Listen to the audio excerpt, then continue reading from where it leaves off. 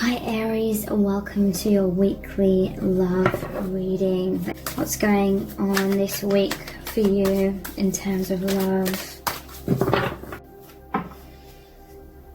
So what else are the feelings between you both that you both feel to be true, like at this time? I'm so weighed down. This is the density of this earth plane. I'm hearing and I'm really feeling that you're both so weighed down with, you know, just being human in this social matrix, having all sorts of responsibilities, expectations on all of our shoulders, pressures to live our lives in certain ways. We're all basically living these patterns because it's like a cycle of the people before us did this and the people before them did it, and so everyone's just sort of on this hamster wheel of doing the same thing over and over and over. It creates the same energy, the same patterns, the same dynamics, keeps everyone stuck in a low vibration, keeps everyone blind, because when everyone's doing the same thing over and over, basically social conditioning, there's no room for expansion because it's like you're just playing out the same thing. And this is very burdensome for the soul, because as souls we all come here to grow, to expand, to rise up, to feel free. And so there's this strong emphasis here that before you met each other you both felt incredibly weighed down. I'm hearing and I'm just really feeling like you connect in a higher vibration, in a higher dimension. So again, telepathically, you connect in the place, so to speak, where there's so much or a lot less density. And so it's just free flowing, it feels incredible, this connection's so uplifting, it's like a huge weight off your shoulders, you're constantly thinking about each other, you're really connecting with each other, because it is heaven on earth. It's like setting you free, it's liberating you from all of this weight on your shoulders from being human and living the human life. Obviously there's still the social matrix, we're all still within it, there still is going to be these responsibilities, this heaviness, these expectations, but with each other it's like this meeting has opened up this doorway for you to both feel much more of your true selves. So the soul identity, which is beyond this lifetime, it's beyond your human self that has all these like responsibilities and patterns that are conditioned into us through the social matrix. So obviously it's like this person and you feel so amazing experiencing this higher dimension that you've both been awakened to through this divine union.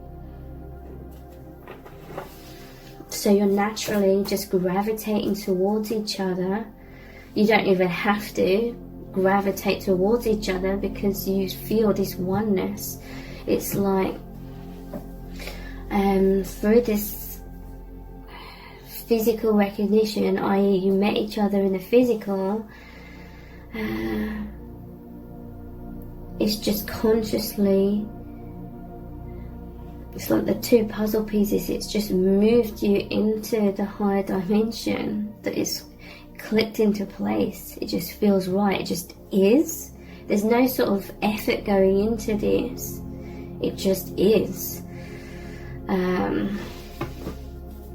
And that's what's so liberating and freeing about this connection. Like, it just is. You don't have to sort of force the love. You don't have to change yourselves to feel loved by the other. Yeah, the ego can come in, most definitely, with all the conditioned fears and wounds and thinking I'm not good enough. That's just conditioned stuff that isn't the real you. So yeah, that can come in somewhat, but at the core of this connection, it's just the love, it's just the oneness. You don't have to convince each other of anything. It's just there. It just is. And that's the most powerful force, that love. What else are you both feeling right now? I feel so happy when I'm with you. This is the Three of Cups again. That's that celebration. It's the joy. It's the reconciliation, reunion card. Yeah, I feel so happy when I'm with you. It's you both being in the higher vibrations of the higher dimension through this beautiful union. You met each other and it's like it's completely taken off this huge layer of density. I'm seeing, like, you know, if you're at like a 5-star hotel or something and you had room service and they came along and delivered your meal, brought your meal into you, and they took, like, I don't know what it's called, they took the cover off. It's like that. It's like you were under this cover thinking this is reality, but it was just a shield. It was just a blind to keep us blind. These patterns. This is why we're conditioned to live out all these patterns, and you know, the whole rat race and the money system, and you need to do this, that and the other every day in order to survive in that. That all keeps us distracted, so we're looking too close in front of us. We're not looking out there, seeing the bigger picture, seeing what's beyond all of this patterning. It's like you met each other, it's like the lid came off and there's this whole other infinite universe you can now see into, and it's amazing. Feel so happy. That happiness is all of that high vibration. The happiness is the freedom, is the sun. It's the weight of the world being lifted from your shoulders and replaced with the rejuvenation of truth, of love, of light. How else are you both feeling at this time? Let's heal this. The Six of Swords. This is an incredibly healing connection. You look to each other, you connect with each other, you think about each other, you feel that oneness, because it's all healing, incredibly healing. It releases density and illusions. 10 of Wands normally shows the person with the 10 wands in front of them. They can't see where they're going. That's how you both were before you met each other. Now it's like the 10 wands have been released, and like I said, it's revealed this whole other reality that was previously locked away from you. You couldn't see it, now you can. And they really know that you're both on this path of healing. This is a journey card, Six of Swords. A lot of it is to do with mind patterns. The mind is an incredibly powerful tool. It has the ability to either keep us stuck in 3D illusions based on our perception, or it can propel us forward into the 5th dimension, again dependent upon what we're focusing on or our perception. Whatever we perceive is what we create. That creates our reality, our experience. So this connection's really come in and given you both the ability to consciously realize that you have a choice and you can choose to focus on love and truth. It's really revealed to you both what is truth and what is illusion, so you can make that choice. And you're both like choosing what makes you feel amazing, because it's the most powerful force, okay? There's this powerful magnetic attraction between you both. And I've been receiving a lot of information about if you and your person are in a physical separation, it's because it's forcing you both to focus in your mind on the love, like thinking about each other, thinking about how amazing this connection is, being in that telepathic energy stream that's between you both. It's making you focus on how good you feel around this other person, how happy you feel, how loved you feel, how understood you feel, all these amazing things. Through some sort of separation, it's causing you to focus in your mind on the fifth dimensional direction, so it's moving you more and more into that, because that is the purpose of this connection. Intense healing, intense awakening, to really get the ball rolling. I'm hearing to affect positive social change, positive, or you bringing this awareness of the fifth dimension into the social matrix of this world.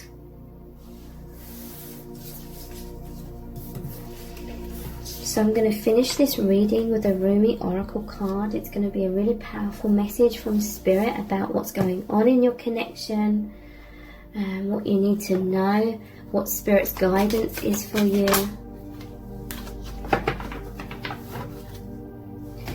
We have Sacred Soul Sister 37.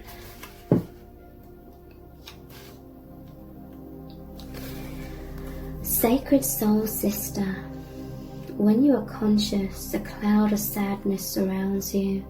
When you are beyond consciousness, the moon rests in your arms. When you are conscious, the beloved moves out of your reach. When you are beyond consciousness, the ecstasy of love moves your way. So this is written in a way that's different to how I would word it. Because to me, conscious is when you're awakened. So yeah, I would say it as when you are in the overactive mind or the illusions, a cloud of sadness surrounds you. When you're beyond those illusions and limited thought patterns, the moon rests in your arms. When you are too much in the overactive mind, the beloved moves out of your reach. When you're beyond those limitations and in the heart space, basically, the ecstasy of love moves your way. When you are too much in the illusions, you are depressed like fool. When you're beyond the illusions and in the energy of love, which you access through taking time for stillness and tapping into the intuition and the feelings within your heart. The winter cold feels like spring, like there's optimism. All your wavering is due to your longing to be stable. Look for instability until you become stable. So this is what this Sacred Soul Sister says. I love you. I am your other self. I am with you always, your partner on this soul journey. I am the you that you do not see. I am the you that speaks through intuition and instinct. I whisper and sing and shout my crazed truth-telling to you through your dreams, through your body. I am the you that is wise, that trusts in life, that knows. I am the you that sees reality rather than appearance. I am the you that knows how to be happy and free. There is a valid point of view that we travel this path of our life journey alone. Our deepest descents into the psyche happen alone. We meet death alone and come into the world alone. And yet there is a vaster perspective that we are never alone, that it would be impossible to really be alone. We are connected to all of life, and there is no such thing as being alone in reality, only in our limited and temporary perception. As if such community were not enough, there is a partner, an ally, who journeys with you from birth to death and beyond again and again. You have a sacred sister, a sister of your soul. She weaves the stories of truth through dreams and insights that come upon you as if from nowhere. Perhaps they drop into your mind or seem to erupt from within you, but that is her talking to you, demanding or reassuring, depending on what the occasion best calls for at that moment. Her truths may seem overly dramatic, so you may discount them as workings of an overactive imagination, or perhaps her truth tales are so subtle you dismiss them as meaningless, fleeting fancy. The wise ones know, however, that the truths of the sacred soul sister are powerful, relevant, and worthy of time and attention. They know her oftentimes strange and startling offerings hold the keys to unlock entire worlds, to open up new realities, and to transform the nature of our existence from the deepest and most esoteric spiritual levels to the most palpable, practical, daily realities of our living bodies in the physical world. Your sacred soul sister is your partner in consciousness. Make no mistake, she is you. She is just the part of you so great you cannot always see her from your conscious mind. It is sort of like the eye of the dog trying to see its whole self, which is a bit tricky, for as it moves to see its rear, so the rear is moved along too. So rather than through direct perception, the sacred soul sister is met through reflection. She can be received in those moments of rest where great ideas are born. She is a genius, you see, vastly creative and inspired. Her worlds are those we access in sleep and meditation, or absorbing engagement in activity, where the mind can relax and drop into realities far more vast than those of daily life and be replenished. To tap into her wisdom, to distill a teaching from the fragmented memory of a dream or a subtle feeling experienced in meditation requires that you walk with her gait, not the fast-paced, forward-moving canter of your conscious and intellectual mind.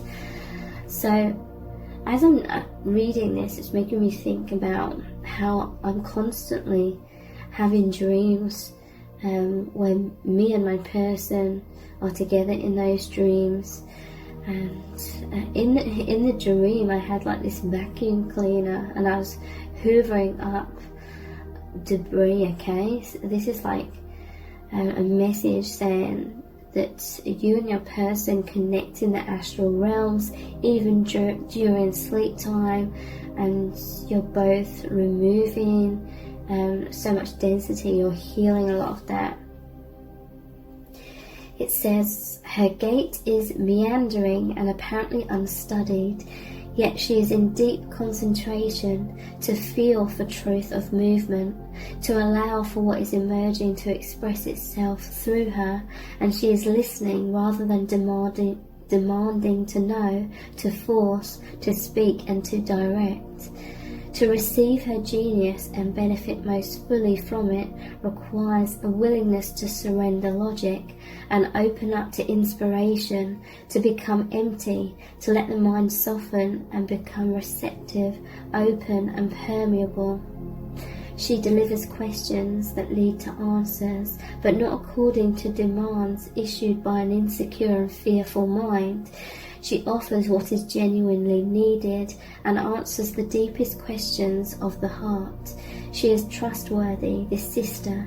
She cannot betray truth, therefore she can be relied upon as a faithful way-shower of the heart. So to commune with her, wise as that impulse is, requires that you learn the ways of her world and the strange symbolic language she speaks. She will never tell you what you already know. Why be so inefficient? No, she prefers to educate, elucidate, intrigue and beguile as you are drawn into far more beautiful, powerful and helpful truths.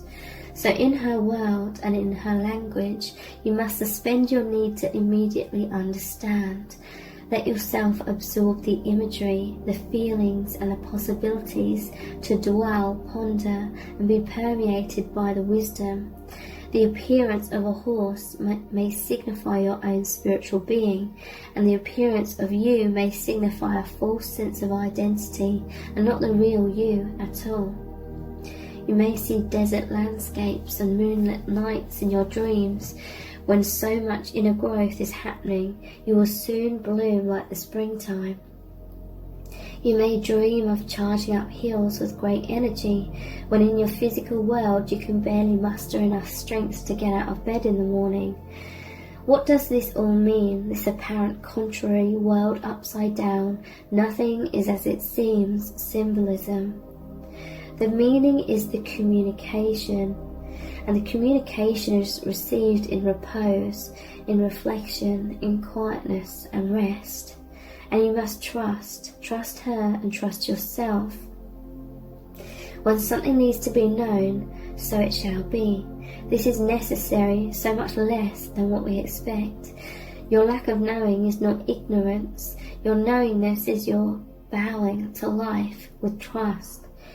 She has come to you through this oracle to remind you that everything is all right, that she has your back, no matter what appearances may seem to be to your more limited dog's eye consciousness in the light of day. She is guiding you with her wider knowledge through circumstances and situations that are ultimately going to free you into a greater love than you have ever known, no matter whether you feel like a rat in a maze or a bewildered drunk stumbling through labyrinth back alleyways trying to find your way home again.